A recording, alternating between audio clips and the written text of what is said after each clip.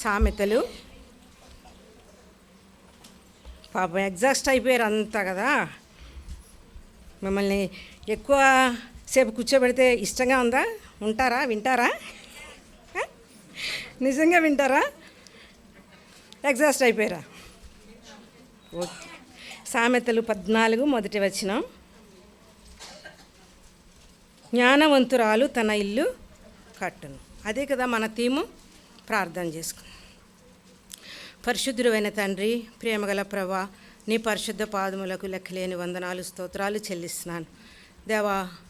ఈ సంఘంలో యెష్కోల్లో ప్రభా నాయన, నేను కూడా నిన్ను ఆరాధించడానికి, నీ వాక్యాన్ని పంచుకోవడానికి నువ్వు ఇచ్చిన ఈ సమయం కొరకు నీకు ఎన్నో వందనాలు. నేనైతే అర్హురాల్ని కాదు ప్రభా. నిజంగా బుద్ధిహీనులను ఎన్నుకున్న దేవుడు ప్రభు. తెలివి తక్కువ వారిని, జ్ఞానం లేని వారిని, అజ్ఞానులను ఎన్నుకున్నావు ప్రభా. నన్ను కూడా ఎన్నుకున్నావు తండ్రి. నన్ను ప్రేమించి నా కొరకు ప్రాణం పెట్టి విమోచించావు ప్రభా. నా సాక్ష్యాన్ని, నా వాక్య అనుభవాన్ని కొద్దిపాటి బిడ్డలతో పంచుకునేటుండగా నీ సిలువ చాటున నన్ను మరుగు చేయమని ప్రార్థిస్తున్నాను ప్రభా. నువ్వే నాకు కావలసిన మాటలు దయచే. నా నోటిని నీ నోటి బూరగా వాడుకోమని ప్రార్థిస్తున్నాను. అజ్ఞానురాలని నీ సన్నిధిలో సాగిలపడుతున్నాను ప్రభా. నువ్వే నాకు కావలసిన జ్ఞానం ఇచ్చి నడిపించు. వినే చెవి, గ్రహించే హృదయము మాకందరికీ దయచేయమని పాదాలు పట్టుకుని బ్రతిమలాడుకొంచు. యేసు నామములో ప్రార్థిస్తున్నాము తండ్రి, ఆమేన్.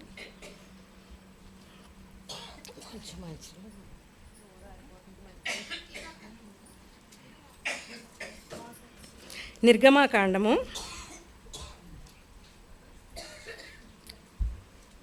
నిర్గమకాండము మనం స్త్రీల గురించి చెప్పుకుంటున్నాం కాబట్టి ఒక 2-3 స్త్రీల గురించి చూసి తర్వాత నా సాక్ష్యం చెప్తాను. నిర్గమకాండము మొదటి అధ్యాయము 15వ వచనం నుంచి 22 వరకు మార్చి చదువుకుందాం.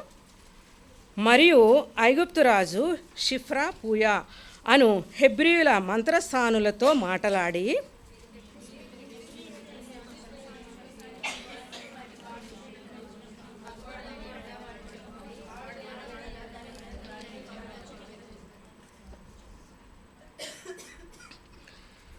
అయితే ఆ మంత్రసానులు దేవునికి భయపడి ఐగుప్తు రాజు తమకు ఆజ్ఞాపించినట్లు చేయక మగపిల్లలను బ్రతుకునియగా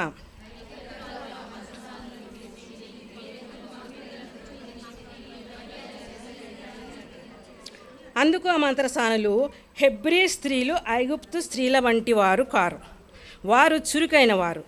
మంత్రసాని వారి యొద్దకు వెళ్ళక మునిపే వారు ప్రసవించి ఉందిరని ఫరోతో చెప్పిరి.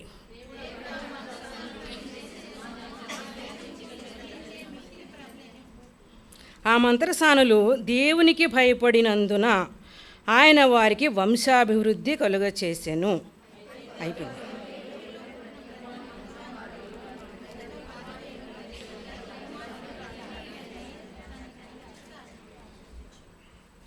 ఇక్కడ 2 నర్సులు, మీకు అందరికీ తెలిసిందే ఇది కదా. షిఫ్రా పూయా 2 నర్సుల గురించి అందరికీ తెలుసు. రాజు దగ్గరికి వెళ్ళి రాజే పిలుస్తున్నాడు వాళ్ళని. పిలిచి ఎదురుగా నిలబెట్టి మీరు మగపిల్లగాని పుడితే ఏం చేయమని చెప్పాడు? అక్కడే పసిపిల్లని అలాగా పిసికేసి లేకపోతే ముక్కు మూసో ఏ రకంగానన్నా చంపడం అంటే ఎంత భయంకరమైన పాపం కదా. ఆ పాపం వాళ్ళు చేయలేక దేవునికి భయపడ్డారు. వాళ్ళు దేవునికి భయపడి రాజు ఏం చేస్తాడు, చంపేస్తే చంపేస్తాడు, అంతే కదా. అంతగా మికిలి ఏం చేయలేడు కదా. అందువల్ల మనం ఏమైనా సరే చంపకూడదు అనుకున్నారు, చంపలేదు. అటువంటి టైంలో రాజే పిలిచి ఏమి మీరు మగపిల్లల్ని బతుకునిస్తున్నారేంటి అని అడిగితే వాళ్ళు చెప్పిన సమాధానం చూడండి 19వ వచనంలో. అందుకు ఆ మంత్రసానులు హెబ్రీ స్త్రీలు ఐగుప్తు స్త్రీల వంటి వారు కారు. ఇక్కడ కంపేర్ చేస్తున్నాడు. హెబ్రీ పిల్లలు, వీళ్ళు నర్సులు అంటే చిన్నాళ్ళే అయి ఉంటారు కదా, వాళ్ళు కంపేర్ చేస్తున్నారు. హెబ్రీ స్త్రీలు వాళ్ళు ఎక్కడున్నారు? ఐగుప్తులో ఉన్నారు, బానిసత్వంలో ఉన్నారు. బానిసత్వంలో ఉండి కూడా ఎంత ధైర్యంగా మీలాంటి వాళ్ళు కాదు మా స్త్రీలు అన్నట్టుగా ఉంది ఆన్సర్ కదా. మేము ఎవరు అనుకుంటున్నారు? అంత గొప్ప వాళ్ళకి లోపల ఉంది, వాళ్ళ దేవుడు అంత గొప్పవాడో అన్న సంగతి వాళ్ళకి తెలుసు. అందుకనే హెబ్రీ స్త్రీలు మీలాగా అని అంటలేదు, కానీ ఐగుప్తు స్త్రీల వంటి వారు కాదు.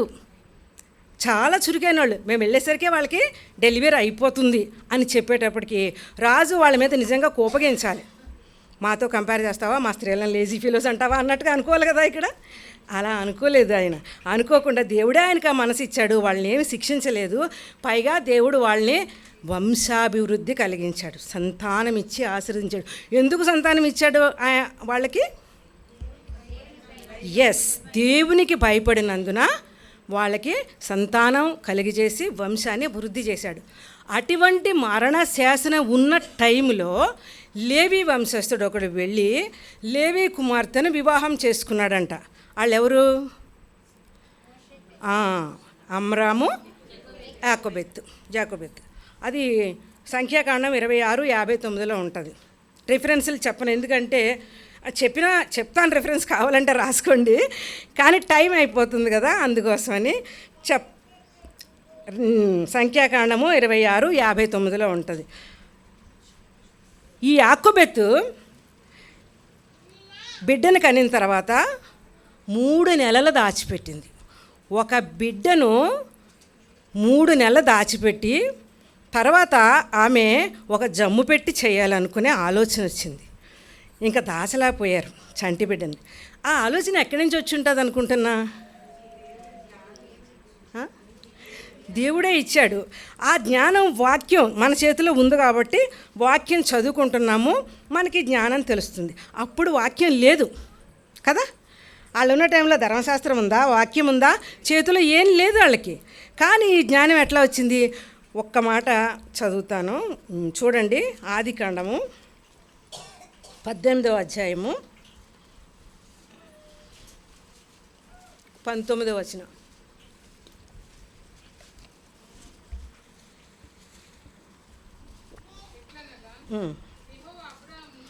యెహోవా అబ్రామును గూర్చి చెప్పినది కలుగ చేయనట్లు తను తరువాత తన పిల్లలను తన ఇంటివారును నీతి న్యాయములు జరిగించుచు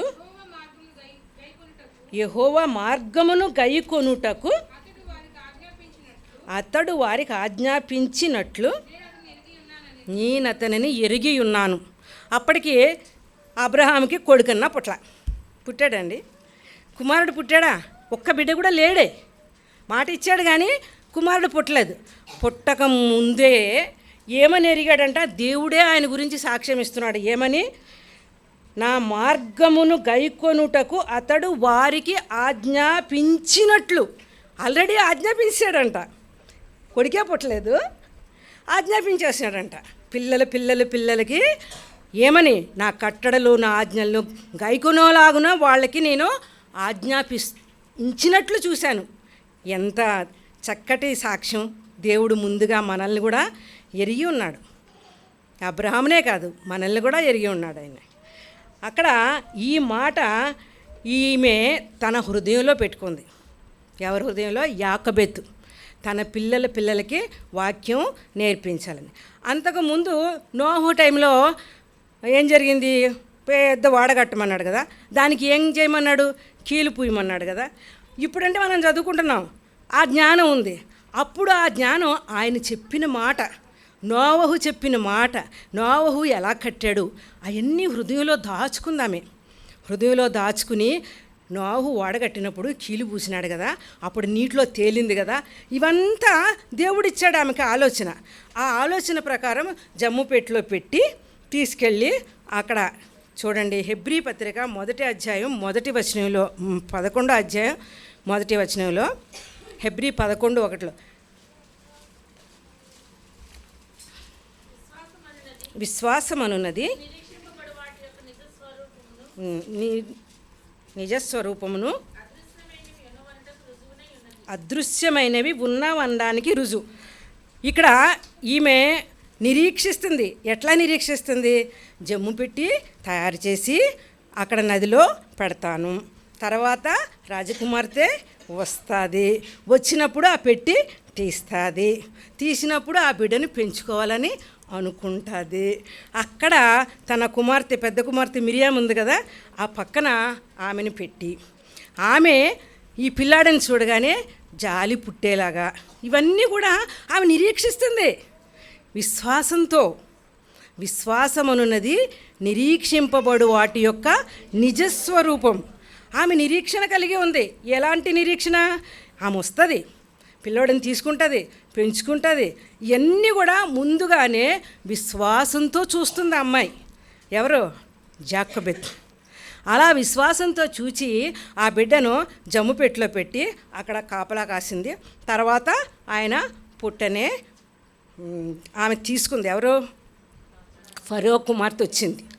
వచ్చి ఆమెను అరే చలికత్తెలు పంపించి అదేదో పెట్టుంది చూడమని పంపించింది. తీసుకొచ్చారు. తీసి చూస్తే ఆ బిడ్డ ఎంత సుందరంగా ఉన్నాడో, చాలా అందంగా చక్కగా ఉన్నాడు. ఈ బిడ్డని పెంచుకోవాలనే మనస్సు ఆమెను కలగగానే రైట్ టైం రైట్ రియాక్షన్ చేసింది. ఎవరు? మిరియాం. తక్కువని వచ్చిందండి. ఆమె కూడా విశ్వాసం, ఆమె కూడా నిరీక్షణ కలిగి ఉంది. ఈమె వచ్చినప్పుడు నేను ఇట్లా చెప్తాను అన్నటువంటి నిరీక్షణ, నిజస్వరూపం అన్నమాట. విశ్వాసం యొక్క నిరీక్షణ. ఆమె విశ్వాసంతో వెళ్ళింది ఆమె దగ్గరికి. వెళ్ళి నీ కోసం ఈ బిడ్డను పెంచడానికి నేను ఒక దాదిని పిలుచుకురానా, హెబ్రీ స్త్రీలలో ఒక స్త్రీని పిలుచుకురానా, మా అమ్మని అనలా, లేకపోతే ఆడు మా తమ్ముడు అనలా, నా తమ్ముడిని ఏం చేసేస్తున్నా. ఎంత జ్ఞానం కలిగి నోరు తెచ్చి చక్కగా ఈ బాలుని నువ్వు పెంచుకోవడానికి నేను హెబ్రీ స్త్రీలో ఒక్క స్త్రీని తీసుకురానా అని అడిగితే వెంటనే వెళ్ళమని చెప్పింది. వెంటనే వెళ్ళమంటే వెంటనే వెళ్ళి వాళ్ళ అమ్మకి చెప్పి, అమ్మ ఇలాగరా బాలుని పెంచడానికి, పాలిచ్చి పెంచడానికి రాణి అడిగింది, రాణిగారి కుమార్తె అడిగింది రమ్మంటే వెంటనే ఆమె వెళ్ళింది. వెళ్ళినప్పుడు ఎంత సంతోషంతో, ఈ బిడ్డని నా కోసం పాలిచ్చి పెంచు, నేను నీకు జీతం ఇస్తా. చూడండి, మరణ శాసనం పోయింది, భయం లేదు. బిడ్డని పెంచుకోవాలి, నదిలో పడేయాలి.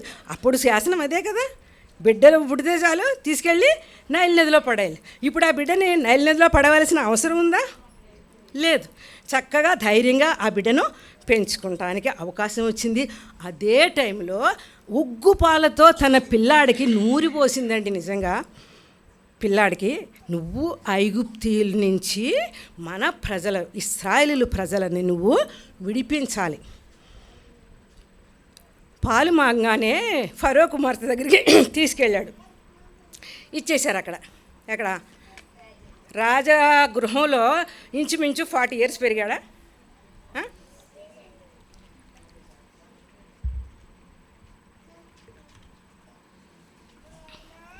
40 సంవత్సరాలు అక్కడ సకల విద్యలు అభ్యసించాడండి.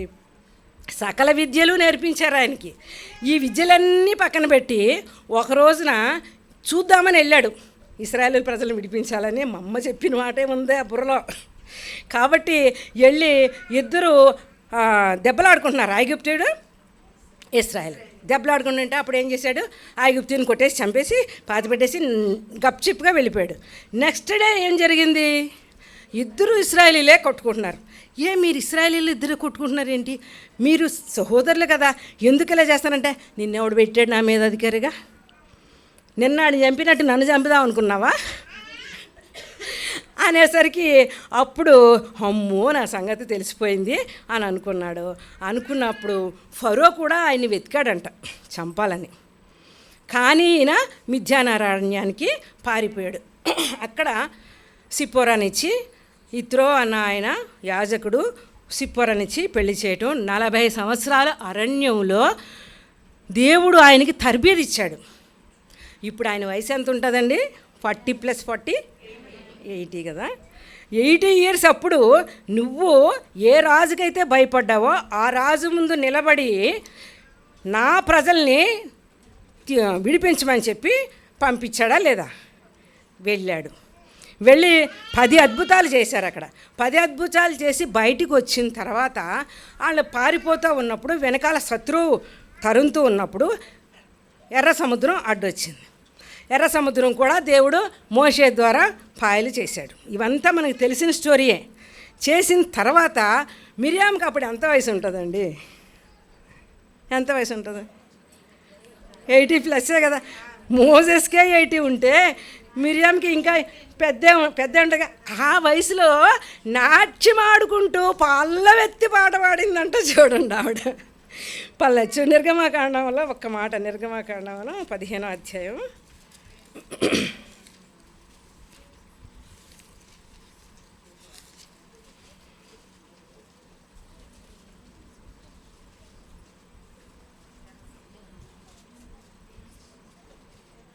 20వ వచనం. మరియు అహరోను సహోదరియు ప్రవక్త్రియునగు మిర్యాము తంబురను చేతపట్టుకొనెను. స్త్రీలందరూ తంబురలతోనూ నాట్యములతోనూ ఆమె వెంబడి వెళ్ళగా. ఇప్పుడు మ్యూజిషియన్ ఆవిడ, తంబురు వాయిస్తుంది, musician at the same time singer. చక్కటి పాటగత్తె పాట పాడుతూ ఉంది. ఎలుగెత్తి యెహోవాను స్తుతిస్తూ ఆనందగానాలు చేస్తూ వాళ్ళు ఎర్ర సముద్రం దాటి మొత్తానికి మోషే నాయకత్వంలో చివరికి వాళ్ళు శనిగారు, గొణిగారు, ఎన్నెన్నో చేశారు. అదంతా మనకు తెలిసిన స్టోరీయే.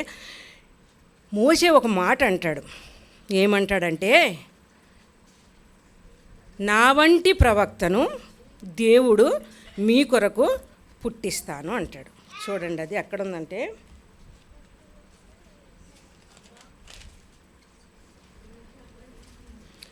అపోస్తల కార్యాల్లో ఉంటుంది 4వ అధ్యాయంలో. మోషే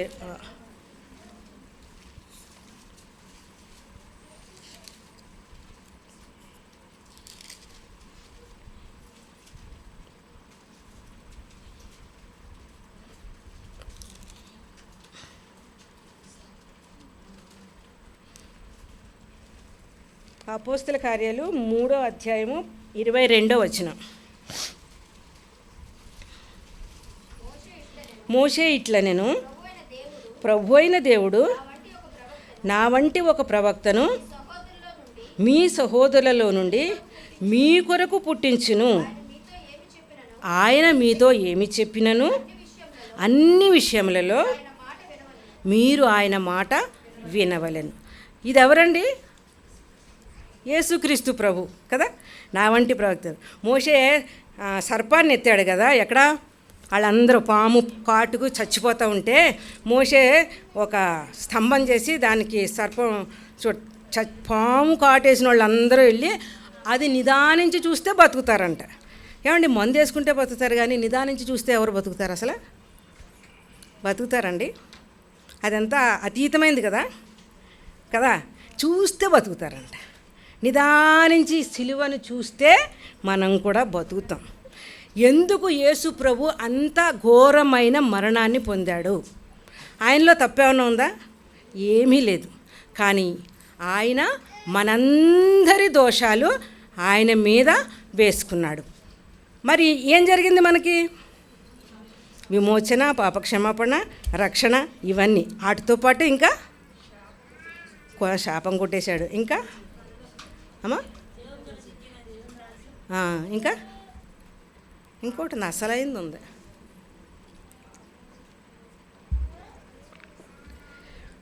రెండో కొరింథీ 5:21 చదవండి ఒకసారి.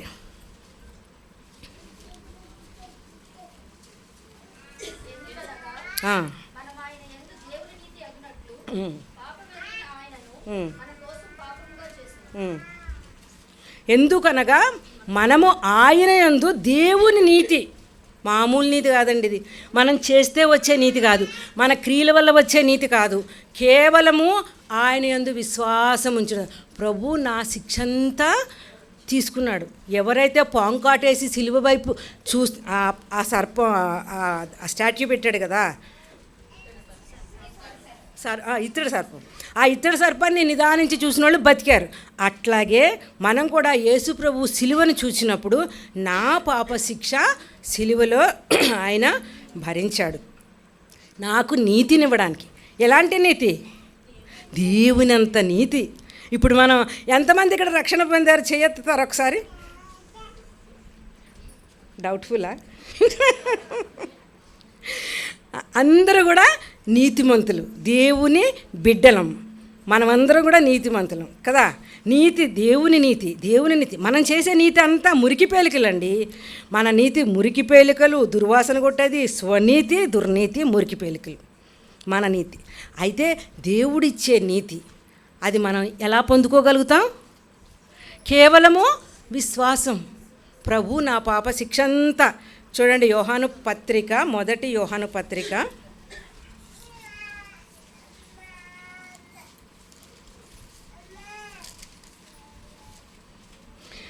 2వ అధ్యాయము 1వ వచనం. నా చిన్నపిల్లలారా, మీరు పాపము చేయకుండుటకే ఈ సంగతులను మీకు రాయిచున్నాను. ఎవడైనను పాపము చేసిన ఎడల నీతిమంతుడైన యేసుక్రీస్తు అనే ఉత్తరవాది తండ్రి వద్ద మనకి ఉన్నాడు. అంతకుముందు అధ్యాయంలో మన పాపములను మనం ఒప్పుకుంటే సమస్త దుర్నీతి నుంచి మనల్ని తీసివేసి నీతిమంతులుగా చేస్తాడని చెప్పి ఉంది కదా.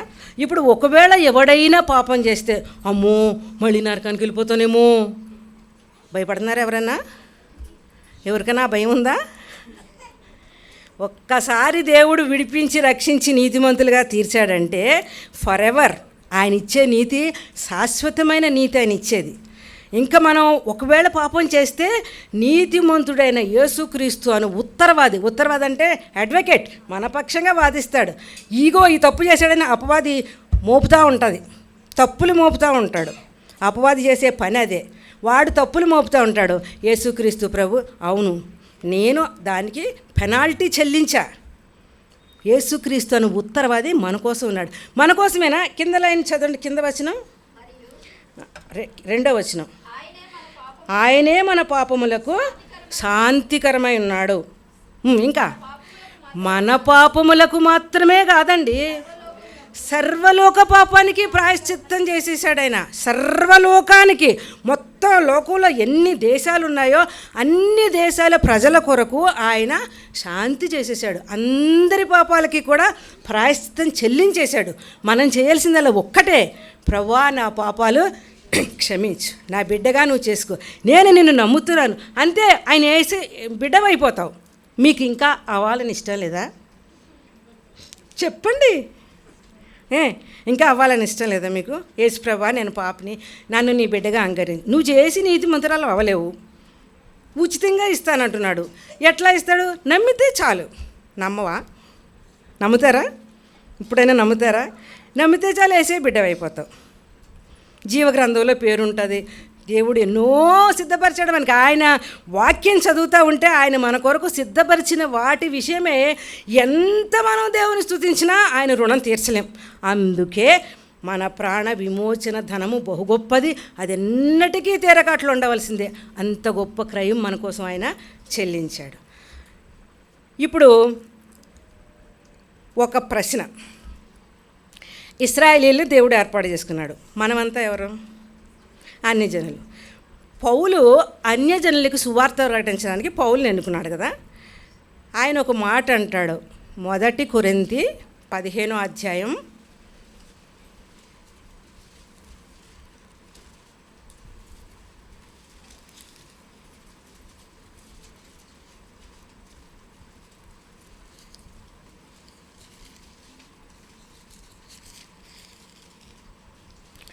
51వ వచనం.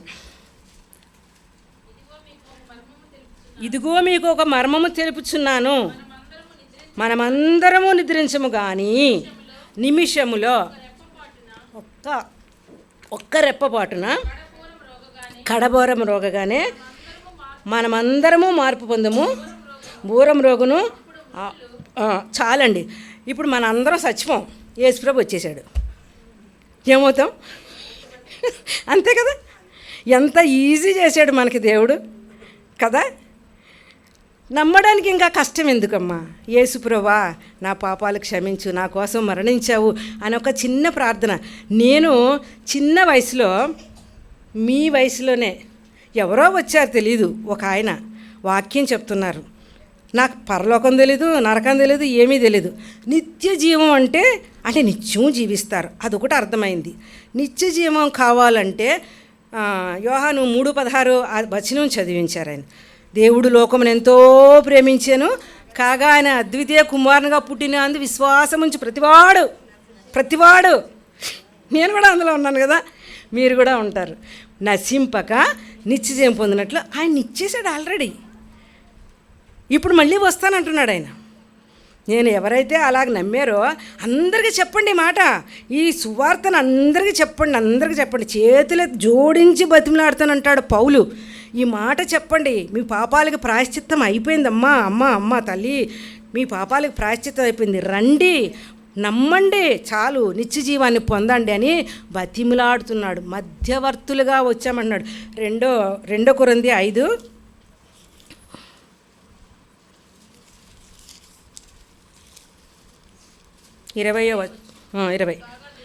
కావున దేవుడు మా ద్వారా వేడుకున్నట్టు క్రీస్తుకు రాయబారులమై దేవునితో సమాధానపడుడని క్రీస్తు పక్షముగా మిమ్మల్ని బతిమలాడుకుంటున్నాను.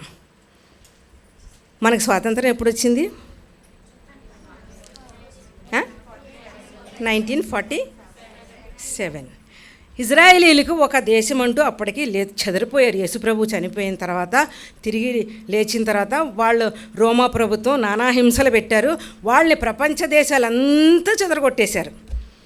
అంతా చెదరగొట్టిన దేవుని వాక్యం చదువుతూ ఉంటే ప్రవచన నెరవేర్పిది. ఈ వాక్యము మన భవిష్యత్తుకు సూచనగా ఉంది. ఇప్పుడు ఇశ్రాయేలీయులకి కూడా మళ్ళీ సమకూర్చాడు. వాళ్ళందరినీ సమకూర్చి వాళ్ళకి దేశం, స్వతంత్ర రాజ్యం. మనకి స్వాతంత్రం వచ్చినట్లే వాళ్ళకి స్వాతంత్రం వచ్చింది. ఎప్పుడు చెప్పండి? 1948. 1948లో వాళ్ళకి స్వాతంత్రం వస్తే వాళ్ళు చిన్న దేశం, చాలా పక్క దేశాలు ఇంచుమించు 6 దేశాలు ఎట్ ఏ టైము యుద్ధానికి వెళ్ళారు. యుద్ధానికి వెళ్తే వీళ్ళ దేవుని బిడ్డలు 6 దేశాలని జయించారు. చక్కగా మంచిగా ఉన్నారు. అంతలో ఈ ఇశ్రాయేల్ దేశం ఇట్లా ఉంటే ఒక పక్కన చిన్న ప్లేసు, ఇంత పెద్ద ఇశ్రాయేల్ దేశ పట్టణంలో చిన్న ప్లేసు గాజా అనేది ఉంది. ఆ ప్లేసు ఇశ్రాయేలీలు వాళ్ళే సప్లై చేస్తారు. వాటర్ సప్లై వాళ్ళే చేస్తారు, కరెంటు సప్లై వాళ్ళే చేస్తారు, తర్వాత ఇంకా వాళ్ళకి మందులు కూడా వాళ్ళే సప్లై చేస్తారు. ఎవరు? ఇశ్రాయేలీలు. ఎక్కడికి? గాజా పట్టణానికి. ఈ గాజా అదొక దేశమే, చిన్న దేశం. అయితే వాళ్ళు వీళ్ళని అనుభవిస్తూ వాళ్ళ తిండి తింటూ వాళ్ళ దగ్గర పనిచేస్తూ ఉంటారు.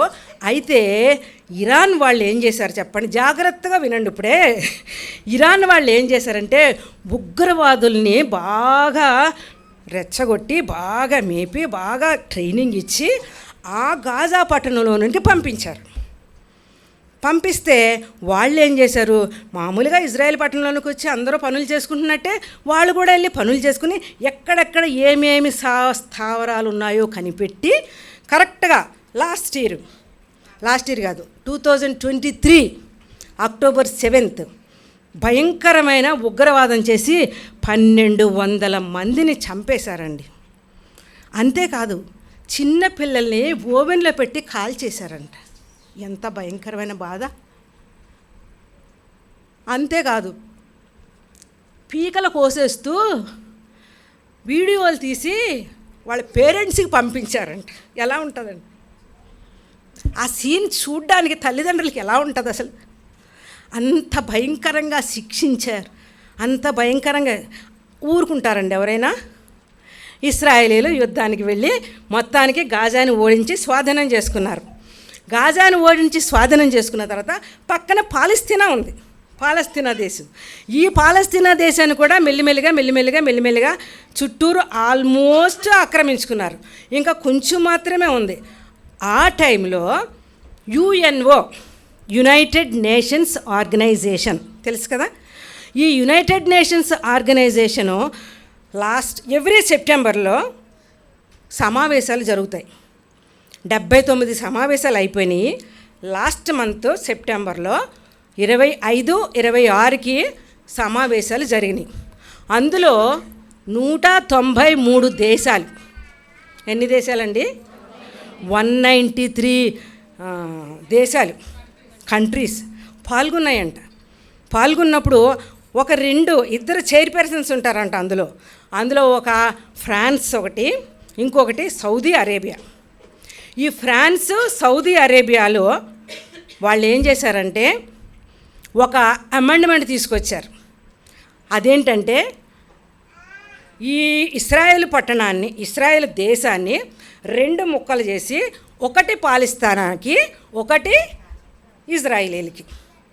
ఒప్పుకుంటారండి ఇశ్రాయేలీలు? యుఎన్ వేలో వాళ్ళందరూ అన్ని దేశాలు సరే ఎలక్షన్ పెడదాము, ఎవరికి ఎన్నెన్ని ఓట్లు వస్తాయని పెట్టారు. మొన్నేనండి, మొన్న అక్టోబర్లోనే జరిగింది. ఎందుకు చెప్తున్నానంటే ఈ విషయాలు, యాకోబెతు తను లెక్కలేసుకుంటా ఉంది, నీ 4వ తరం వస్తారు ఇక్కడికి అని ఇశ్రాయేలీలు అబ్రహాముకి పుట్టకముందే చెప్పాడు. అవునా? 400 సంవత్సరాలు మీరు బానిసత్వంగా ఉంటారు, తర్వాత నేనే మిమ్మల్ని తీర్పు తీర్చి వాళ్ళ దేవతలకి బయటికి తీసుకొస్తానని అబ్రహాముతో చెప్పాడు. గుర్తుందా మీకు ఆ మాట? గుర్తుందా? అబ్రహాముకి ముందే చెప్పాడు. కాబట్టి ఇప్పుడు ఇశ్రాయేలీలు ఇంకా అది స్వాధీనం చేసుకుంటారు. అప్పుడు యెహోషువ పంచిపెట్టేశాడు, తర్వాత పారిపోయారు. కానీ ఇంకా ఆ వాగ్దానం నెరవేర్చబడవలసి ఉంది. ఆయన వస్తాడు. ఆయన ఇంచుమించు 10 దేశాలు, యూఫ్రటీస్, ఐగుప్తు నది మొదలుకొని యూఫ్రటీస్ నది వరకు ఇవన్నీ నీకు ఇచ్చేశానని చెప్పాడు. ఎక్కడ? ఆదికాండం 15వ అధ్యాయంలోనే నిబంధన చేశాడు అబ్రహాం. పోనీ చూడండి, అబద్ధమైతే.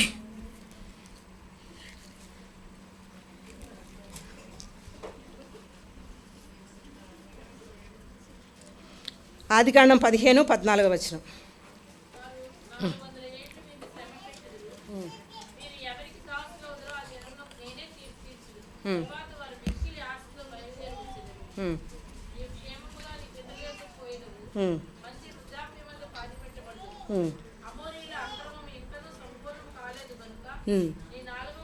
చాలు, 4వ తరం లెక్క పెట్టుకుంటుంది. అబ్రహాం తరం అయిపోయింది, ఇస్సాకు తరం అయిపోయింది, యాకోబు తరం అయిపోయింది. ఇప్పుడు నెక్స్ట్ 4వ తరం. 4వ తరం చెప్పాడు కదా, అప్పుడు అవన్నీ హృదయంలో దాచుకుందామే. కాబట్టి ఇప్పుడు ఆ బిడ్డను దాచింది మోషేను కదా. అవన్నీ గుర్తుపెట్టుకోవాలి మనం. మరి ఇప్పుడు ఇక్కడ ఇశ్రాయేలీలు కూడా ఈ దేశాలన్నీ దేవుడు మనకి ఇస్తానని చెప్పాడు. అప్పుడు ఓటింగ్ పెట్టారు. 193 దేశాలు ఓటింగ్ పెడితే 142 దేశాలండి అనుకూలంగానే, అంటే ముక్కలు చేసేయండి, ఇచ్చేయండి అని చెప్పారంట. ఒక 10 దేశాలు మాత్రం, ఓన్లీ అమెరికా, దాంతోపాటు కొన్ని చిన్న దేశాలు మద్దతు పలికిని. ఎవరికి? ఇశ్రాయేలీలకి. ట్రంప్ వచ్చిన తర్వాత జరిగిన సంగతులు ఇవి. అయితే ఆయన ఇశ్రాయేలు ప్రైమ్ మినిస్టర్ పేరు నెతన్యాహు. ఆయన ఏమన్నాడంటే, no no no no no గాజాలో ఉగ్రవాదులు తీసుకొచ్చి పెట్టారు పక్కనే, ఇప్పుడు పాలిస్తానాలో ఉగ్రవాదులు తీసుకొచ్చి పెడతారు, అప్పుడు మా పరిస్థితి ఏం కావాలని నేను ఒప్పుకోను అన్నాడు. ఆయన ఒప్పుకోలేదు. ఆయన మెసేజ్ లేచి నిలబడి స్పీకర్ ముందు నిలబడి ప్రసంగం చేస్తూ ఉంటే వాకౌట్ చేశారు సభలో వాళ్ళందరూ, including Christian countries. Australia, Africa, Canada, France, ఇటువంటి క్రిస్టియన్ కంట్రీస్ కూడా ఇశ్రాయేలీలకు మద్దతు ఇవ్వలేదండి. మద్దతు ఇవ్వకుండా వ్యతిరేక ఓటే వేశారంట. చూడండి జకర్యా గ్రంథం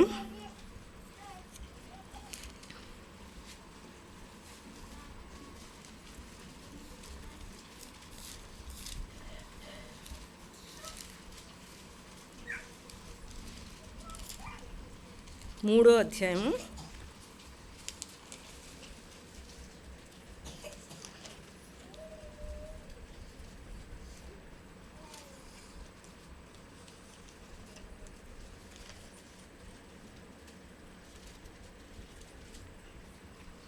'ఇక్కడ ఒక ప్రవచనం ఉంది.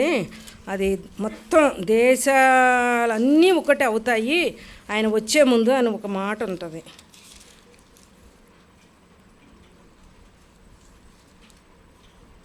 జకర్యా 3, ఒక్క నిమిషం ఉండండి.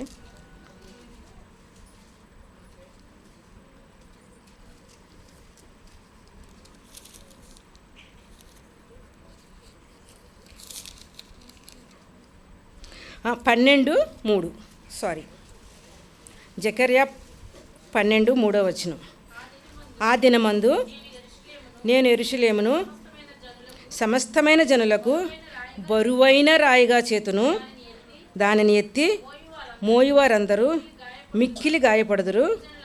ఇక్కడ మాట చూడండి, ఈ లైన్లను భూజనులందరూ దానికి విరోధులై కూడతారంట.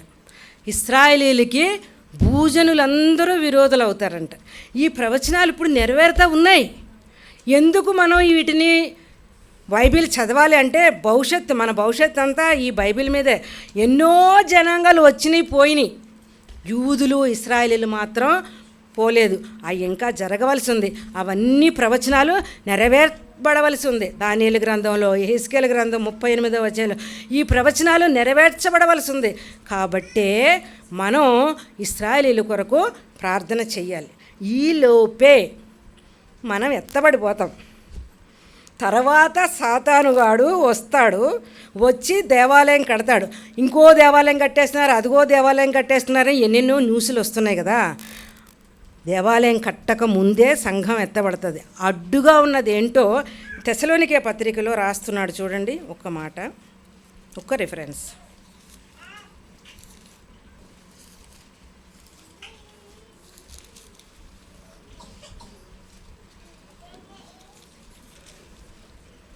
తెస్సలోనికే 2:2, రెండో తెస్సలోనికే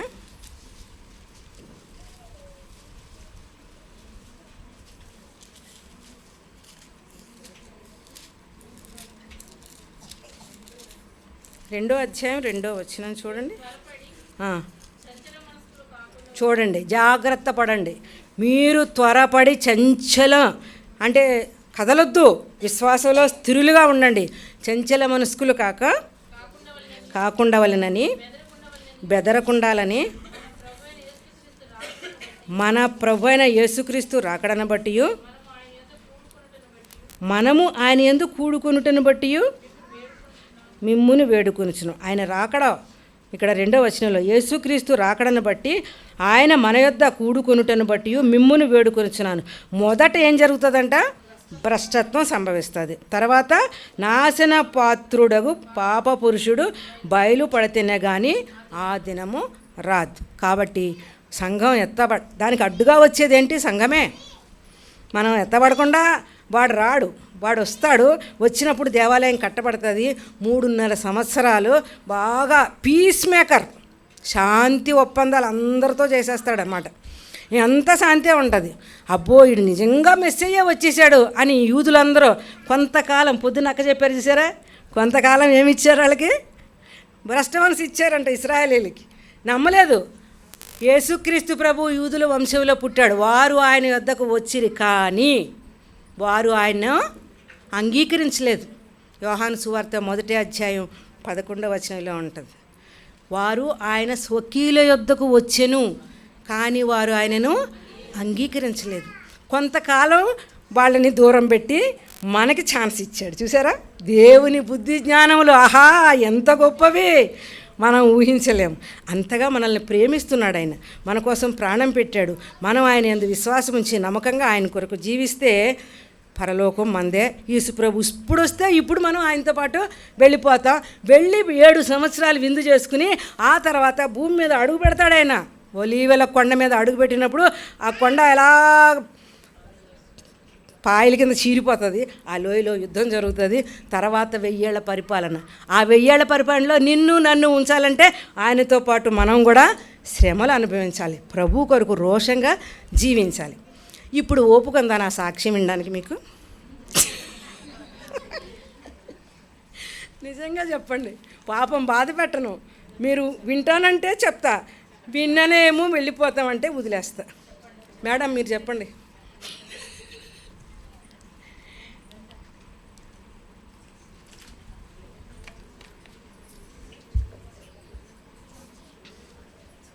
చెప్పమంటారైతే?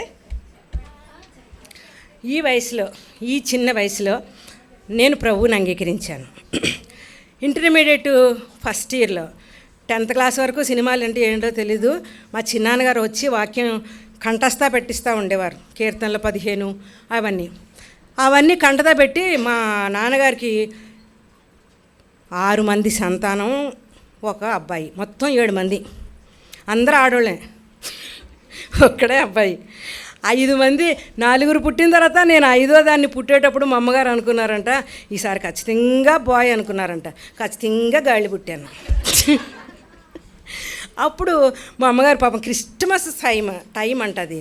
ఆవిడ పండగ అంటే చక్కగా, పండగ అంటే ఏంటి, కొత్త బట్టలు, పిండి వంటలు, అవి ఏమీ చేసుకోవడానికి లేకుండా ఉన్నాను. That girl baby. ఇవన్నీ బాధలే తల్లిగా. అప్పుడు ఎందుకు పుట్టింది అని అనుకున్నారంట. తర్వాత నేను పెరుగుతూ వచ్చాక ఇంటర్మీడియట్ ఫస్ట్ ఇయర్లో రక్షణ చిన్నప్పుడే పొందినా కానీ లైఫ్ ఏం చేంజ్లే. ఏదైనా కష్టం, బాధ వచ్చినప్పుడు మాత్రం గబగబా తలిపేసుకుని, ప్రభా నాకు కష్టం వచ్చింది, బాధ వచ్చింది, దీని నుంచి తప్పించేవాడు ఆయన ప్రేమగల దేవుడు, ప్రార్థన వింటాడు. ఒకటే చెప్పారు మా నాన్నగారు, నీకు ఏదైనా అవసరమైతే గదిలోకి వెళ్ళి తలుపేసుకుని రహస్యమందున తండ్రికి ప్రార్థన చెయ్యి. అదే నేర్పారు మా నాన్నగారు. ఏది అవసరం వచ్చినా గదిలోకి వెళ్ళడం, తలుపేసుకోవడం, ప్రార్థన చేసుకోవడం, ప్రాబ్లమ్ సాల్వ్ అవడం, మళ్ళీ లైఫ్ మామూలే. అట్లా జరుగుతూ వచ్చినప్పుడు ఇంటర్మీడియట్ ఫస్ట్ ఇయర్లో నాకు వాక్యం చెప్తున్నారు అంకుల్, ఒక ఆయన, మా పెద్దక్క పెద్దబావ గారు రక్షణ పొందారు. వాళ్ళు వచ్చి వాక్యం చెప్పి మా ఇంట్లో రాత్రి కూడిక పెట్టారు. అప్పుడు ఆయన వాక్యం చెప్తూ, ఎద్దు తన కామందు నెరుగును, గాడిద తన సొంతవాని దొడ్డి తెలుసుకును, నా ప్రజలకు తెలివిలేదు. ఎన్నాళ్ళమ్మా ఇంకా మీరు రక్షణ పొందకుండా ఉంటారు? ఎన్నాళ్ళమ్మా ఇంకా ఈ సినిమాలు చూస్తూ పోస్ట్పోన్ చేస్తూ ఉంటారు? ఇప్పుడన్నా రండి అని ఆయన అంతటితో ఊరుకోలేదు. యెషయా 53వ అధ్యాయం వివరించారు. నేను ఎప్పుడు చదవలేదు దాన్ని, నాకు తెలియదు కూడా. 53వ అధ్యాయం, క్రిస్టియన్ ఫ్యామిలీలో పుట్టాను, చర్చికి వెళ్తాను వస్తాను, కానీ 83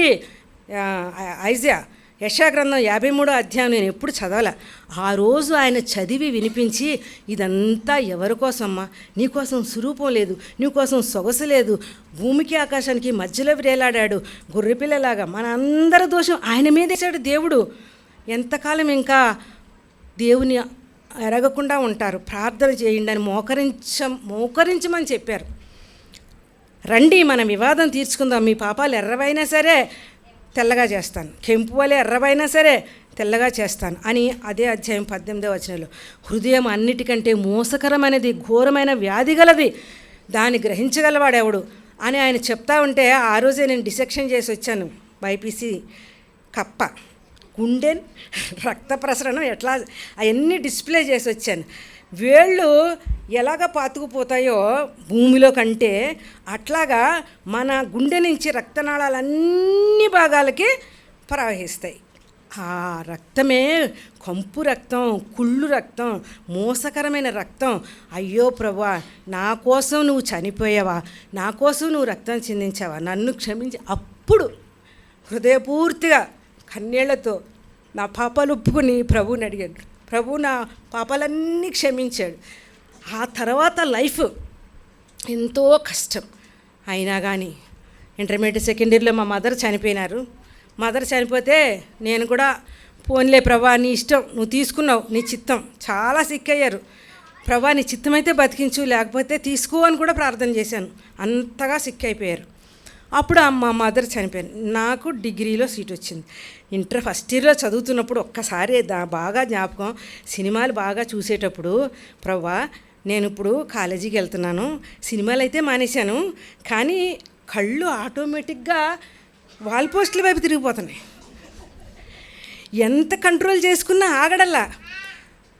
ఈవేళ ఏమైనా సరే ప్రభా నేను వాటి వైపు చూడకూడదు, నాకు ఒక్క మార్గం చూపించు. డాక్టర్ దగ్గరికి వెళ్తే ఏం చేస్తాడు, ఈ పిచ్చిది అంటారు, అంతే కదా. ఈ కళ్ళు జబ్బేంటి, నేను ఇవ్వడమేంటి అంటారు. కాబట్టి ప్రభా నీ దగ్గరికే వస్తున్నాను, నువ్వు మాట్లాడేవనుకో వినే ధైర్యం నాకు లేదు. అప్పటికి ఇంకా ఇంటర్ ఫస్ట్ ఇయర్ కాబట్టి, మోషే అంతటా ఆయనే పర్వతం మీద ముఖాముఖిగా మాట్లాడుతున్నప్పుడు ఆ స్వరాన్ని విన్నాడు. నేనెంతటి దాన్ని ప్రభా నీ స్వరాన్ని వినలేను. ఇంత బైబిల్లో ఎక్కడో చోట రాసే ఉంటావు రెమెడీ, మందు, ఒక్కటి చూపించు. నాకు తెలియదు ఎక్కడ పెట్టావో, ఎక్కడ రాసావో. బైబిల్ ఇలా తెరుస్తాను, అప్పటికి అది కూడా తెలియదు. తెరుస్తాను, నా కన్ను మీద పడితే అది నాకు జవాబు అయి ఉండాలి అని హృదయపూర్తిగా తనకు మొర్రపెట్టువారికి, తనకు నిజంగా మొర్రపెట్టువారికి యెహోవా సమీపంగా ఉన్నాడు. నిజంగా మొరపెట్టాను. వెండి అడగట్లేదు, బంగారం అడగట్లేదు, ఇంకోటి ఏం అడగట్లేదు. ప్రభా నీ మార్గాల్లో నేను నడవాలని ఉంది ఆశ, కానీ కళ్ళు వెళ్ళిపోతున్నాయి. మరి నా వల్ల అవడల్లా. అని అడిగినప్పుడు నిజంగా సామెతలు 4వ అధ్యాయం నా కన్ను మీద పడిందండి దృష్టి. సామెతలు 4:25.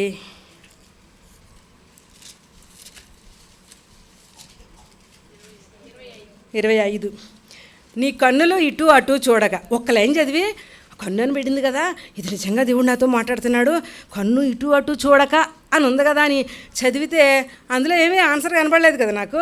ఇటు అటు చూడద్దని నాకు కూడా తెలుసు కదా, ఇటు అటు చూడకూడదని నాకు కూడా తెలుసు. అటు ఇటు చూడండి. నెక్స్ట్ లైన్ చదివాను. నెక్స్ట్ లైన్లో ఏముంది చూడండి,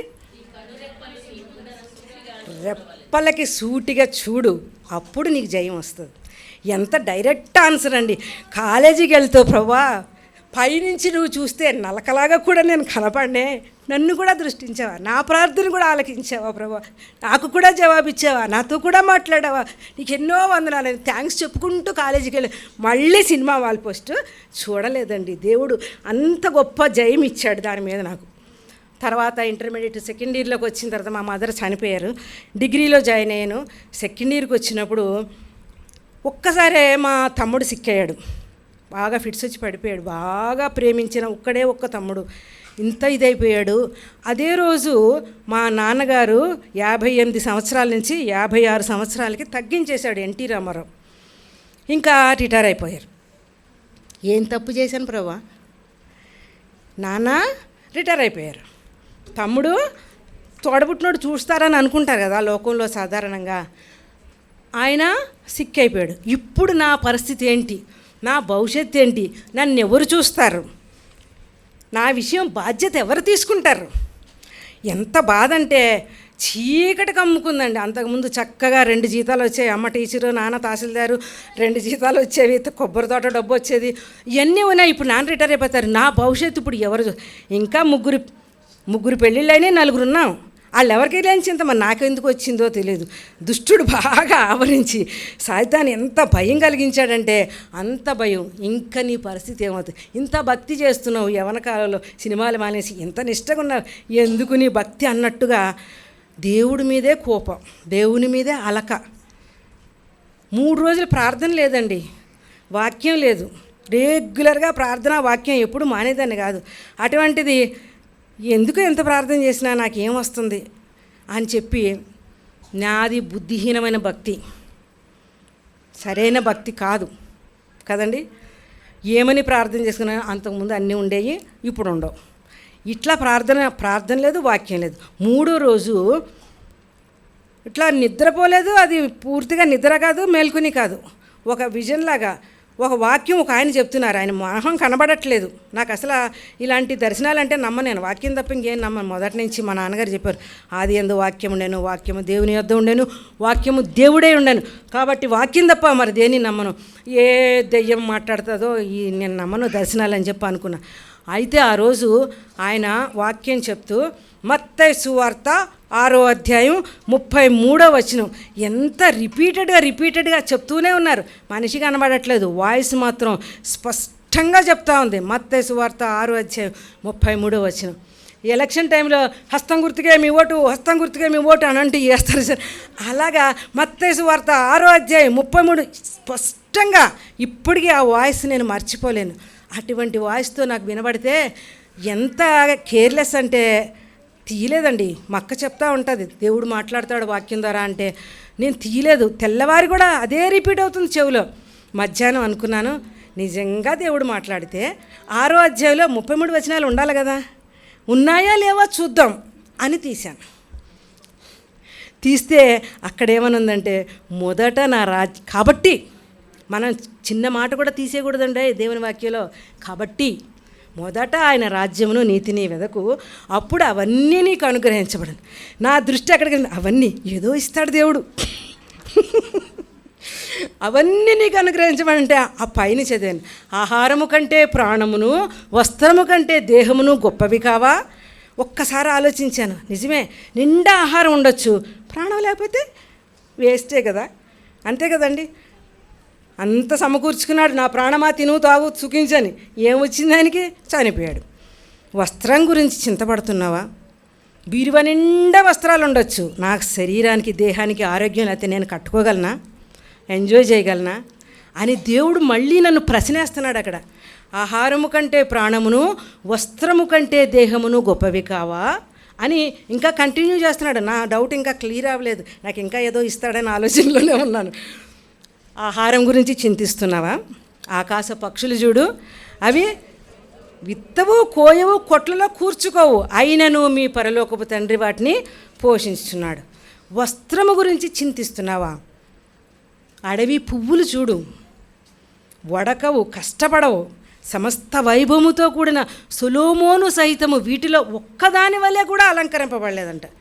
కాసేపు ఆగాను, ఎంత అందమైన రాజ్యంలో అంత అందమైన అలంకరణ లేదంట. ఎంత ఉదయం ఉండి సాయంకాలం వాడిపోయే అడవి పువ్వులను దేవుడు ఇంత అందంగా అలంకరిస్తే, అల్ప విశ్వాసి నీకు వస్త్రము ధరింపచేయడా, ఇంత సూటిగా అడుగుతున్నాడు నన్ను ప్రభు. నిజమే కదా, ఆయన ఇస్తాడు. ఇవన్నీ ఎవరు చింతిస్తారు వీటి కోసం? అది కూడా అక్కడే ఉందండి. అన్యజనులు వీటన్నిటి విషయమే విచారపడతారు, నీకెందుగా విచారం? ఇవన్నీ నీకు కావలేనని పరలోకపు తండ్రికి తెలియను. కాబట్టి అక్కడ మొదట నువ్వు చేయాల్సిన పని ఏంటి? నా రాజ్యము నీతి వెదకు. అప్పుడు ఆయన రాజ్యం నీతికి. ప్రభా ఎలా వెతకాలి? క్షమించు నాయన, క్షమించు. నేను బుద్ధిహీనురాల్ని, నేను కేవలము ఆహారం తిండి, యాకోబు వెళ్ళి నాకు అన్నీ ఇస్తే నేను ఇక్కడ మందిరం కడతానని చెప్పి రాయిపోసాడు, మర్చిపోయాడు. అలాగే నేను కూడా భక్తి చేస్తూ నాకు అన్నీ దేవుడు ఇస్తాడు అనుకుంటూనే వచ్చాను, కానీ సరైన అండర్స్టాండింగ్ నాకు లేదు. అప్పుడు ప్రభువుని అడిగాను. సామెతలు 2వ అధ్యాయం ఉంటుంది, ఎట్లా ప్రభువుని వెతకాలి.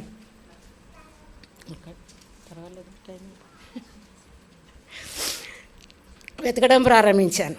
ఆ తర్వాత దేవుని చిత్తం. డిగ్రీ అయిపోయింది. డిగ్రీ అయిపోయాక పెళ్ళి చేసుకోవాలి. మా అక్కలందరికీ degree first year second year అట్లా డిగ్రీ పూర్తి కాకుండా చేశారు. నాకు కూడా అలా చేయడానికి రెడీ అయ్యారు. అప్పుడు నేను అడిగాను, నాన్న నాకు డిగ్రీ అయ్యే వరకు పెళ్లి మాట ఎత్తొద్దు. పాపం మా నాన్నగారు నా మాట గౌరవించి సరే అయితే డిగ్రీ అయ్యే వరకు మాట్లాడలేదు. డిగ్రీ అయిన సెకండ్ నుంచి పెళ్లి సంబంధాలు, పెళ్లి చేయాలి. అప్పుడు నేను ఒకటే ప్రార్థన చేశాను, ప్రవ్వా 3 రోజులు ఉపవాసం ఉన్నాను. ప్రవ్వా నా ఇష్టం కాదు, నీ ఇష్టం. ఎవరిని ఇస్తావో నాకు తెలీదు, ఎలాంటి వాళ్ళైనా తల వంచి చేసుకుంటా. నీ చిత్తంలో, నీ చిత్తమే నా జీవితంలో జరగాలి. నా ఇష్టం వద్దు, 1% కూడా వద్దు, 1% కూడా నా ఇష్టం వద్దు. నువ్వు ఎలాంటి వాళ్ళు ఇచ్చినా సరే పర్వాలేదు అని చెప్పి, విశ్వాసికే అవిశ్వాసితో విజ్జోడుగా ఉండకూడదని ఉంది కాబట్టి నేను విశ్వాసినే చేసుకుంటాను. ప్రభా నీ ఏర్పాటు, నువ్వు అలా చెప్పి ఇలా చెయ్యవు కదా, విశ్వాసిని తీసుకురా, ఎవరిని తీసుకొస్తావని ప్రేయర్ చేసుకుంటే 3వ రోజున మా అక్క ఉత్తరం రాసింది. వాళ్ళిద్దరూ సేవ చేస్తారు, అప్పటికి టీచర్స్గా చేసేవాళ్ళు. లెటర్ రాసి కొవ్వూరులో ఒక సంబంధం ఉంది, అది హోమియోపతి డాక్టర్ అని, అది కూడా నాకు తెలీదు, ఒక విశ్వాసి. సరే అని చెప్పి మా నాన్నగారు ఉన్నాడు, అక్క దగ్గరికి వెళ్దాము, ఏదో సంబంధం వచ్చిందంట, విశ్వాసం అంట, పోదా అని చెప్పి తీసుకొచ్చారు. తీసుకొస్తే చూశారు, వెళ్ళిపోయారు. 15 రోజులు టైం ఇవ్వండి అని అడిగారు.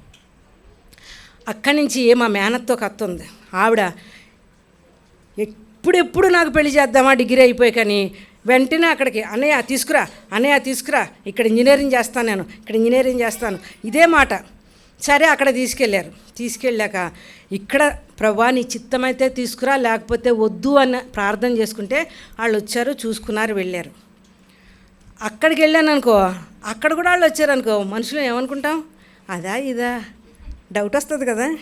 దేవాని చిత్తం అంటే తీసుకొచ్చావు కదా, ఇప్పుడు వీళ్ళు కూడా వచ్చారనుకో, అప్పుడు ఎలియాజరు ప్రార్థన చేశాడు కదా, ఏమని, ఒంటిలకు నీళ్లు పెట్టి, ఒంటిలకు కూడా తనే నీళ్ళు పెట్టేలాగా 2 గుర్తులు అడిగాడు. నేను కూడా 2 గుర్తులు అడుగుతున్నాను, నీ చిత్తమైతే తీసుకురమ్మంటే తీసుకొచ్చావు, ఇప్పుడు అదే నీ చిత్తమని నేను కన్ఫామ్ చేసుకోవాలంటే వీళ్ళు రాకుండా చేయి తండ్రి అని ప్రార్థన చేస్తే ఆ రోజు వాళ్ళు రాలేదు. చాలా సంతోషం అనిపించింది, అమ్మయ్య రాలేదనుకున్నాను. దేవుని వాక్యం కూడా దరిద్రులను పైకి లేవనెత్తువాడని, సంతులేందాన్ని ఇల్లాలుగా చేస్తాడని, కుమారుల సంతోషంగా తల్లిగా చేస్తాడని, ఇలాంటి మాటలన్నీ వస్తే ఖచ్చితంగా ఇది దేవుని చిత్తమని మళ్ళీ ఇంటికి వచ్చేసాం. ఇంటికి వచ్చిన దగ్గర నుంచి ఏదో ఒక సంబంధం రావడం, మా నాన్నగారు ఏమంటావు, నాన్న విశ్వాసం చూడండి నాన్న, కొండ మీద కోద్దికి రావాలంటావే నువ్వు, ఎవరు వస్తారు విశ్వాసులు, వచ్చిన వాళ్ళు కాదు అనుకోండి నాన్న. వచ్చారు పాపం. 15 days తర్వాత ఆయన భక్త్ సింగ్ గారికి ఉత్తరం రాశారంట, మా ఆయన గారు భక్త సింగ్ గారికి లెటర్ రాసి, నేను డాక్టర్ కాబట్టి డాక్టర్ని చేసుకోవాలని మా పేరెంట్స్ సజెస్ట్ చేస్తున్నారు, నేనైతే కండిషన్ ఏం పెట్టకుండా ప్రభా నీ చిత్తానుసారమైన వ్యక్తిని నాకు ఇవ్వు అని అడుగుతున్నాను, ఏది కరెక్టు అని భక్త సింగ్ గారికి ఉత్తరం రాశారంట. ఆయన వెంటనే జవాబు కూడా రాశారు. ఒక బుక్లెట్ పంపించి how to find out God's will అనే పుస్తకం పంపించి, నీదే కరెక్టు, నువ్వు ఇట్లానే చెయ్యి అని చెప్పి అన్నారంట. 15 days తర్వాత ఆయనకి ఈ విషయంలో నెమ్మది అనిపించింది. అక్కడ ఓకే చేశారు, వచ్చారు, ఓకే అన్నారు. అమ్మయ్య ఓకే అన్నారు. అప్పుడు పెళ్లి చూపులకు వచ్చినప్పుడే మా నాన్నగారు బాప్తిసం పుచ్చుకున్నారా అమ్మాయి అని అడిగారు. మా నాన్నగారు చిలకరింపు బాప్తిసం ఇచ్చాను కదా, ఇంకెందుకు అవసరం లేదు అన్నారు. నాకైతే ఇప్పుడు బాప్తిసం పుచ్చుకోవాలని ఎంతో ఆశ. అప్పుడు ఆయన అడిగినందుకు తీసుకెళ్ళి నన్ను బాప్తిసం ఇప్పించారు. పెళ్లి కన్నా బాప్తిసం ఇచ్చారు. దేవానికి ఎన్నో వందలు, చాలా సంతోషపడ్డాను. అమ్మయ్య నాకు బాప్తిసం ఇచ్చారు. ఇప్పుడు బాప్తిసం తీసుకుని వచ్చేటప్పుడు నాకు ఏదో శోధన వస్తుంది ఖచ్చితంగా. కాబట్టి అది కూడా విజన్లాగా చూపించినట్టుగా అత్త ఒక 100 మందిని తీసుకుని వచ్చేస్తుంది, వచ్చినప్పుడు గేట్లోనే నేను నో అని చెప్తాను అని మనసులో అనుకుంటున్నాను. కరెక్ట్గా నేను ఇంటికి వచ్చాక సాయంకాలం అదే జరిగింది. 100 మందిని తీసుకుని ఒక ఇంజనీర్ని తీసుకుని పెళ్లి సంబంధం పట్టుకొచ్చాను. కూర్చో అందాను. అప్పటికి మా నాన్నగారు లేరు. కూర్చోమంటే ఏంటి అత్త నాకు సెటిల్ అయిపోయింది అన్నాను. ఆ అమ్మాయిని ఎందుకంటే ఇబ్బంది పెడతారు, సెటిల్ అయిపోయిందని చెప్తుంది కదా అని వాళ్ళు వెళ్ళిపోయారు. మా నాన్నగారు ఊరి నుంచి వచ్చారు. వచ్చి ఏమ్మా పిల్లాడు ఎలాగున్నాడని అడిగారు. బాగానే ఉన్నాడు. పిల్లోడు బాగుంటే ఇంజనీర్ అయితే పంపించేస్తారా? ఉద్యోగస్తులు ఉద్యోగం ఉద్యోగం ఉద్యోగం ఉద్యోగం ఉద్యోగం లేకపోతే దేవుడు పెంచలేడు. ఇదే ఆలోచన. మనిషి రీతిగా పాపం మా నాన్నగారు నాకు మంచి విశ్వాసం చేయలే, మంచి ఉద్యోగస్తులు చేయాలి అనుకుంటారు. కానీ ఇక్కడ ఉద్యోగం లేదని చెప్పి ఇది కాదని మా అత్త దగ్గరికి వెళ్ళిపోతే మా అత్త ఏం చేసింది, ఫుల్ బ్రెయిన్ వాష్ ఇచ్చేసింది. అని ఆయన వెట్టి పరిస్థితిలో ఒప్పుకోవద్దు ఈ సంబంధానికి. బల్లిగుడ్లు డాక్టర్ని చేసుకుంటుందిరా, బల్లిగుడ్లు డాక్టర్ అంట. నాకు చాలా బాధ అనిపించింది. ఏంటది ఆ మాటలు ఏంటి, తప్పు కదా అలా అనొచ్చు అసలు. ప్రవ్వా అంత తగ్గించినా నువ్వు హెచ్చించే దేవుడు. పెళ్ళి అయిన తర్వాత ఉద్యోగం, ఒక ఆఫీసర్ ఉద్యోగం, గజిటెడ్ ఆఫీసర్ భార్య కావాలే నువ్వు అని మా అత్త అనేది, నువ్వు ఇవ్వలేవా దేవా అని ప్రార్థన చేస్తే, కన్నీటి ప్రార్థన, ఇందాక పాటలో నిజంగా కన్నీటి ప్రార్థన దేవుడు వింటాడండి, ఖచ్చితంగా వింటాడు. నా ప్రార్థన విన్నాడు. ఒక చిన్న అడ్వర్టైజ్మెంట్, రోజుకి 50 రూపాయలు జాబు. పెళ్ళయిన తర్వాత సరే జాబ్ కోసం అప్లై చేశారు, వచ్చింది. 7 years రోజుకి 50 రూపాయలు చొప్పున చేశారు. పిల్లలు లేరండి. దేవుడు ముందే మాట ఇచ్చాడు నాకు, ఏమని, సంతోషం గల కుమాళ్ళ సంతోషంగా తల్లిగా చేస్తాను కదా. అక్కడ అన్యజనులు అందరూ అంటున్నారు, టీచర్ గారికి బీఈడీ అయ్యాను, ఆ తర్వాత పెళ్ళయ్యాక బీఈడీ అయ్యాను, టీచర్ గారికి సూలు లేదు సాలు లేదు అంటున్నారు. సూలు లేదు సాలు లేదు అంటే నేను అన్నాను, ఏంటి సూలు లేదు సాలు లేదు, నేను ఎవరిని అనుకుంటున్నారు అసలు మీరు? నా దేవుడు జీవము గల దేవుడు. నా దేవుడు ఎప్పుడు ఏది ఇవ్వాలో ఆయనకి తెలుసు, ఆయన ఇస్తాడు. నీ దేవుడిలాగా రాయి రప్ప కాదు. ఎంత కోపం వచ్చేసిందండి. కానీ ఆవిడ మీద మళ్ళీ బాధ ఉంచుకోకూడదు, కోపం ఉంచుకోకూడదు. ప్రభా అలాగ నేను కానీ ఆమె మీద బాధ ఉంచుకున్నాను అనుకో, నా ప్రార్థన దేవుడు వినడు. కాబట్టి ప్రభా ఆమెని క్షమిస్తాను.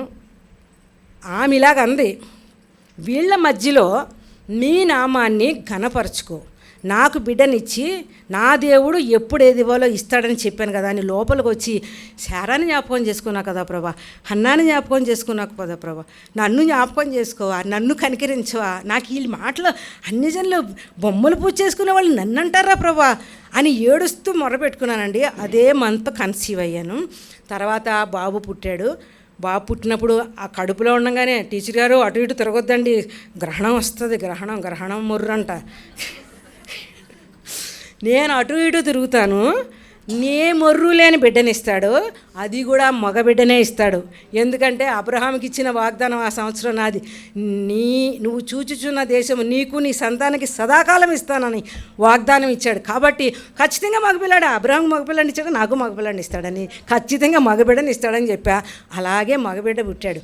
తీసుకెళ్ళి చూడండి ఏ మొర్ర ఉందో చూపించండి అన్నాను. ఏ మర్రు ఉందో చూపించమంటే లేదులేండి, మీరు డాక్టర్లు అంట. నేనేం డాక్టర్ని కాదు, ఓ స్కానింగ్ తీసుకోలేదు, ఏమీ తీసుకోలేదు. ఆ బిడ్డని దేవుడు ఇచ్చాడు అంతే. దానికి వాడికి తోడు మరొక బిడ్డను కూడా ఇచ్చాడు దేవుడు. ఇమ్మాన్యుయల్, దేవుడు మాతో ఉన్నాడని రుజువు చేసుకున్నాడు. తర్వాత మగబిడ్డ Daniel, God is my judge. 7 years తర్వాత ఆ ఉద్యోగం పర్మనెంట్ అయింది. న్యాయవంతుడు అనే దేవుడు న్యాయం చేశాడు అని చెప్పి ఆ బిడ్డకు డానియల్ అని పేరు పెట్టాం. 2 బిడ్డలు దేవుని మహాకృపను బట్టి 2కి పెళ్ళిళ్ళు చేశాం. పెద్ద బిడ్డకు ఆడపిల్ల పుట్టింది, మగపిల్లాడు కోసం ప్రార్థన చేస్తుంటే మా కోడలు అన్నమాట. నాకు చాలా సంతోషం అనిపించింది. అందరూ మగబిడ్డని ప్రభువా ముందు ఆడపిల్లని ఇచ్చావు కదా, ఈసారి మగబిడ్డని ఇయ్యని ప్రార్థన చేస్తుంటే మా కోడలు అన్నమాట అండి. సార్ అలాగనొద్దు ఆంటీ, నా కోసం అలా ప్రార్థన చేయొద్దు. దేవుడికి తెలుసు ఎవరినివ్వాలో, నాకు ఏ బిడ్డ అవసరమో ఆయన ఇస్తాడు. చాలా సంతోషం అనిపించింది నా కోడలు ఆ మాట అనేటప్పటికి. ఎంత సంతోషం! నిజంగా దేవుని చిత్తంలో మనం ఉన్నప్పుడు దేవుడు ఎప్పుడు ఏది ఎలా ఇవ్వాలో తెలుసు, ఆయనకి ఇస్తాడు, పోషిస్తాడు. నీతిమంతుడు విశ్వాసమూలంగా జీవించు. ప్రభువులో ఉన్నారు, నాకు అంతే చాలు. నా బిడ్డలు 10th class అవ్వకముందే రక్షణ పొందాలనుకున్నాను. అలాగే 10th అవ్వకముందే 2 రక్షణ పొందారు, బాప్తిసం తీసుకున్నారు. చిన్న వయసులో ఉండగానండి, 6th 7th చదువుతున్నప్పుడు మా ఆయన గారికి హార్ట్ అటాక్ వచ్చింది. 2001 వస్తే డబ్బు లేదు నా దగ్గర. ఎప్పుడు ఇదే పని, ప్రభా ఏం చేయను. నెహెమ్యా గ్రంథం చదువుతున్నాను, డైలీ పోర్షన్. పొద్దున అక్క చెప్పారు చూసారా, మనం డైలీ పోర్షన్ చదువుతున్నప్పుడు మనతో మాట్లాడతాడని. రాజుకి దయ పుట్టిందంట, ఎవరి మీద? నెహెమ్యా మీద. అలాగే మా చిన్నాన్న హైదరాబాద్లో ఉన్నారు, రాజు నాన్న, ఆయన పేరు రాజు. నా మీద దయ పుట్టించి ప్రభా, నాకు అమ్మా నాన్న లేరు, ఈయన తీసుకుని ఎక్కడికి వెళ్ళాను, నేను ఏం చేయాలో నాకు దిక్కు తోచట్లేదని. వెళ్ళడానికి కూడా ఇష్టం ఉండదు, ఎందుకంటే పెళ్ళికి ముందు చాలా అభ్యంతరాలు పెట్టారు కదా, అంత ఇష్టం చూపించేవారు కాదు మా వాళ్ళ ఇంటికి వెళ్ళడానికి. సరే అని చెప్పి, ఏమండి అడుగుతానండి మా చిన్నాన్నగారిని హైదరాబాద్ తీసుకురమ్మని అడుగుతానండి అంటే సరే అన్నారు ఆయన. ఎంత సంతోషం అనిపించింది. చిన్నాన్నకి ఫోన్ చేశాను, చిన్నాన్న ఈయనకి ఇలాగుంది, బాగాలేదు, హార్ట్ అటాక్ వచ్చింది, నేను అక్కడికి తీసుకురావాలి, యాంజియోగ్రామ్ తీయాలంట అంటే వెంటనే తీసుకురమ్మా అన్నారు ఆయన. దేవుడు ఆయనకి మనసు ఇచ్చాడు, ఈయనకి మనసు ఇచ్చాడు. వెళ్ళడానికి కూడా డబ్బులు లేవండి నా దగ్గర. నిజంగా మా మరిది గారు 20,000 రూపాయలు ఇచ్చి అసలే యాంజియోగ్రామ్ తీయించుకురా, తర్వాత ఆపరేషన్ ఏమైనా అవసరమైతే చూద్దామన్నారు. తీరా వెళ్ళిన తర్వాత అక్కడ 1,00,000 రూపాయలు కడితేనే కానీ ఆపరేషన్ జరగదు అన్నారు. ఇంకా చూడండి, ఎలుగెత్తి మొరబెట్టాను, ఎలుగెత్తి కన్నీటితో, ప్రభా ఇంకెవరున్నారు, ఏం చూడట్లేదు ప్రభా, ఏం చేయను, మరణానికి జీవానికి, జీవ మరణాల మధ్య పోరాటంలో ఉన్నాను. ఏం తప్పు చేశాను? పిల్లలు చిన్నపిల్లలే, వాళ్ళు ఎదిగినప్పుడు వాళ్ళకి కౌన్సిలింగ్ ఇచ్చి వాళ్ళకి చక్కగా దైవ మార్గంలో పెంచాలే. నేను సరిపోనే, నేను పెంచలేనే, నాకు చేతకరాదే, ఏం చేయను ప్రభా అని ఎంతో ఎలుగెత్తి మరపెట్టాను. ఒక్క మాట, ఆయన మాట చూడండి, కీర్తన గ్రంథంలో 9వ అధ్యాయం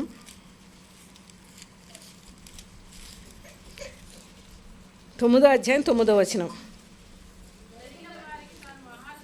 ఎంత ఆదరణ మాట అండి. నలిగిన వారికి తాను మహాదుర్గం. నెక్స్ట్ మాట,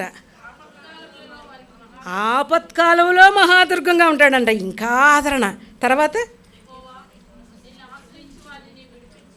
ఎన్నటానికి విడిచిపెట్టడండి ఆయన. నిన్ను ఆశ్రయించు వారిని ఎన్నటన్నటికీ విడిచిపెట్టువాడవు కావు. ఈ మాట పట్టుకుని ఇంకా ఆయనకి ఆపరేషన్ అవ్వలేదు, ఏమో లేదు. ప్రభా నీకు వందనాలు, నీకు వందనాలు, నీకు స్తోత్రం, నీకు స్తోత్రం, ఇది అనుమతించావు, దీన్ని రెమెడీ కూడా అన్నీ నువ్వే సహాయం చేస్తావు, ఆపత్కాలంలో నాకు మహాదుర్గంగా నువ్వు కోటగా ఉన్నావు అని దేవుని స్తుతించడం ప్రారంభించాను. సాయంకాలం 3 గంటలకు మా చిన్నాన్నగారు వచ్చి ఏమైందమ్మా అంటే, ఇలాగ ఆపరేషన్ చేయాలంట, డబ్బులు లేవంటే వెంటనే 1,00,000 రూపాయలు, 25 సంవత్సరాల క్రితం అండి. 1,00,000 రూపాయలు అంటే ఎంత విలువ చూడండి. కాగితం లేదు, కలం లేదు, ఏమీ లేదు. 1,00,000 తెచ్చి ఇదిగో అమ్మ కట్టేసేయి అన్నారు. కట్టేసాను 1,00,000 రూపాయలు. కట్టేసి మళ్ళీ ఇంకా పైన డబ్బులు కట్టాలి ఆయన విడిపించి హాస్పిటల్ నుంచి బయటికి తీసుకురావడానికి. అక్కడ నాకు చెప్పకుండానే మా ఆడబడుచులు ఉన్నారు 2, ఆయనకు అక్క, ఓ చెల్లి. వాళ్ళు డబ్బులు వేసుకుని మళ్ళీ ఇంకా భారం పెట్టొద్దు అంకుల మీద, మనమే చూసుకుందాని, డబ్బు లేకపోయినా బంగారం తాకట్టు పెట్టి ఒక చెల్లి, తను దాచుకున్న డబ్బులు పెద్ద ఆవిడ 40,000 ఇంకా అక్కడ మా చిన్నాన్నగారు, నేను 20,000 పట్టుకెళ్ళాను కదా, మా మరిది గారు ఇచ్చినాయి. 20,000 ఉన్నాయి, దీంతో తీసుకోండి అని అంటే, నువ్వు ఉంచని ఇంకో చిన్నాన్న ఉన్నారు, ఇంకో చిన్నాన్న 20,000 రూపాయలు ఇచ్చారు. నేను 20,000 రూపాయలతో పేషెంట్తో వెళ్ళానండి. ఆపరేషన్ చేసి 40,000 రూపాయలతో సక్సెస్ఫుల్గా వెనక్కి వచ్చాను. ఎంత గొప్ప దేవుడో నేను అనుభవపూర్వకంగా ఎరిగి చెప్తున్నాను. ఎంత గొప్ప దేవుడు, మన ప్రార్థన వింటాడో, కన్నీటి మొర వింటాడో. ఎంత అద్భుతం అంటే 25 సంవత్సరాలు అయింది. నాకు భయం అవుతూ ఉండేది. స్కూల్కి వెళ్తూ ఉండేది అన్నప్పుడు, స్కూల్కి వెళ్ళేటప్పుడు బాబోయ్ మళ్ళీ హార్ట్ అటాక్ వచ్చిన వాళ్ళు మళ్ళీ వస్తుందని అంటున్నారు, భయపడుతూ ఉండేదాన్ని. ఒక్క మాట ఈ ప్రభా, ఒక్క మాట ఈ నాయనా అంటే, వ్యాధి రెండో మారు రాదు. నేను నిన్ను బాధ పెట్టి తినే, ఇక నిన్ను బాధ పెట్టను. ఎంత సంతోషం. ప్రభు మనల్ని చూస్తున్నాడండి, ఆయన చూస్తాడు. హాగర్ని చూసిన దేవుడు మనల్ని చూడ్డా? నీ మార్గంలో నేను ఉంటాను ప్రభు, నన్ను నడిపించంటే నడిపించడా? ఖచ్చితంగా నడిపిస్తాడు. పిల్లల విషయం, వివాహాల విషయం, ఆయన చిత్తాన్ని తెలుసుకునే విషయం, ఎంతో పోరాటాలు. అన్ని పోరాటాల్లో ప్రభు పాదాలే పట్టుకున్నప్పుడు బిడ్డలిద్దరినీ సెటిల్ చేశాడు. ఇద్దరికి, పెద్దోడికి ఒక పాప, బాబు ఇప్పుడు కడుపులో ఉన్నాడు ఆ అమ్మాయి. రెండో వాడికి ఒక బాబు ఒక పాప, ఇద్దరు. దేవునికి స్తోత్రం. అందరూ దేవునిలో ఉన్నారండి. నాకు అంతకన్నా కావాల్సింది ఏం లేదు. ఆయన చేతిలో ఉంటే చాలు. మనకు డబ్బు బంగారాలు ఏం అక్కర్లేదు, పెద్ద పెద్ద పొజిషన్ అక్కర్లేదు. ప్రభు చేతిలో ఉంటే చాలు. ఆయనే మనల్ని చూసుకుంటాడు, ఆయనే మనల్ని రక్షిస్తాడు. నన్ను అలాగే ఇంతవరకు, నా వయసు ఇప్పుడు 64 సంవత్సరాలు, చిన్న వయసులో రక్షణ పొందాను. ఈ రోజు వరకు నన్ను కాపాడుతూ వచ్చిన దేవుడు ముందుకు కూడా కాపాడుతాడు. నా కోసం, నా కుటుంబం కోసం దయచేసి అందరూ ప్రార్థన చేయండి.